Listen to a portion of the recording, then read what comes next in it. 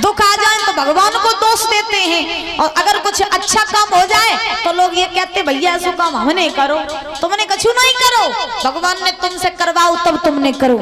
क्योंकि हम सब भगवान के हाथ की कठपुतली है। भगवान हमें जैसा नचाता है हम वैसे ही नाचते हैं। आप ये कहो कि हमने किया तो जो मर जात करे मुर्दा फिर बेका यकड़ जात करे। अगर वे कछु करवे वाले होवे तो उठ के बैठ जाओ, सब काम करने लगे, वे मरे ना, है ना, तो मुर्दा फिर अकड़ क्यों जाता है? अगर मनुष्य सब कछु करने लगे तो मरे ही ना, और मरे भाई को जिंदा कर ले, ऐसा तो होता नहीं है। क्योंकि ध्यान रखना, संसार जो भी चलता है, संसार जितना भी टिका हुआ है, चाहे वो मनुष्य हो चाहे कुछ भी हो, संसार की कोई भी वस्तु वो सिर्फ और सिर्फ भगवान के ही अधीन होती है। दादा हम कुछ नहीं करते हैं, भगवान हमसे करवाते हैं, हम तब करते हैं। बोली राधा रानी सरकार की। तो आज कृष्ण ने जवाब दिया, जो हुआ उसे भूल जाओ। धीरे धीरे समय व्यतीत हुआ, पवन रेखा के गर्भ के 9 मास पूरे हुए। जब पवन रेखा के गर्भ के 9 मास पूरे हुए तो आज महाराज उसी राक्षस का जन्म होने के लिए आया। जब उस राक्षस का जन्म होने के लिए आया तो चारों तरफ आंधी तूफान आने लगे, बिजली कड़कने लगी, बादल पर बादल आने लगे।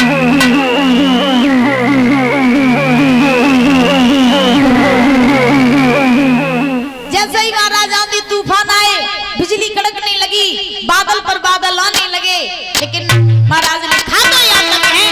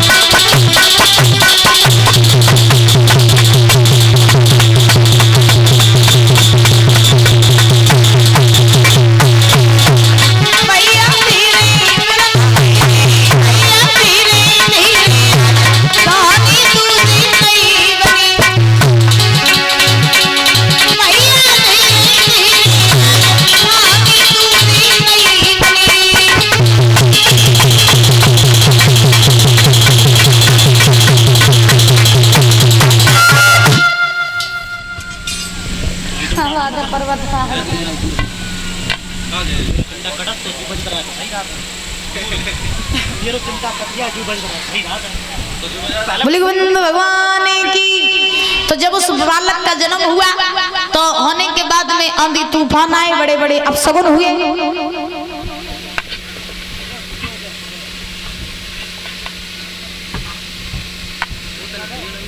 तो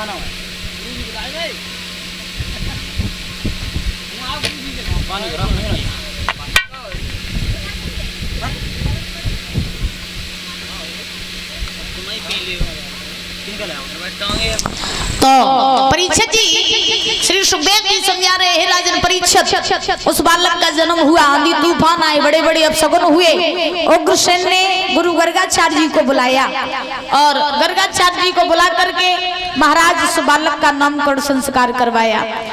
बालक का जब नामकरण संस्कार हुआ तो होने के बाद में महाराज गुरु गर्गाचार्य जी ने खुले शब्दों में कह दिया कि हे उग्रसेन, ये तुम्हारा लड़का तो जरूर है, लेकिन बड़ा होकर के संत महात्माओं को खूब सताएगा, अत्याचार करेगा, पाप करेगा, तुम्हारी बात नहीं मानेगा, तुम्हारी सेवा नहीं करेगा। और इसमें एक खास बात होगी कि जब ये मारा जाएगा तो इसे मारने के लिए स्वयं भगवान को आना पड़ेगा। इतना कह करके, और सुनो, तुम्हारे इसी बालक का नाम हम रख रहे हैं क्या? कंस।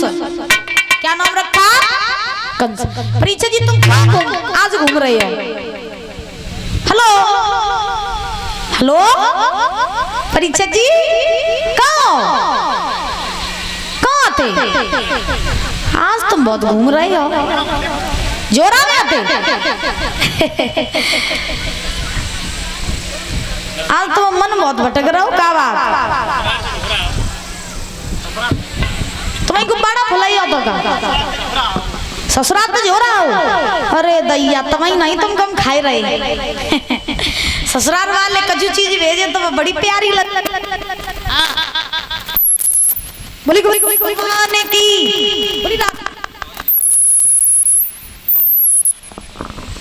हेलो बोली राधा रानी सरकार की। तो याद रखना, उस बालक का नाम रखा गया कंस। दादा जब कंस धीरे धीरे धीरे धीरे बड़ा हुआ तो कंस अत्याचार करने लगा। छोटे छोटे बालकों के साथ में खेलने के लिए जाता तो कंस किसी को जल में डाल देता, किसी को वृक्ष से नीचे डाल देता, किसी के साथ कुछ करता, किसी के साथ कुछ करता। ऐसे पाप करने लगा कंस।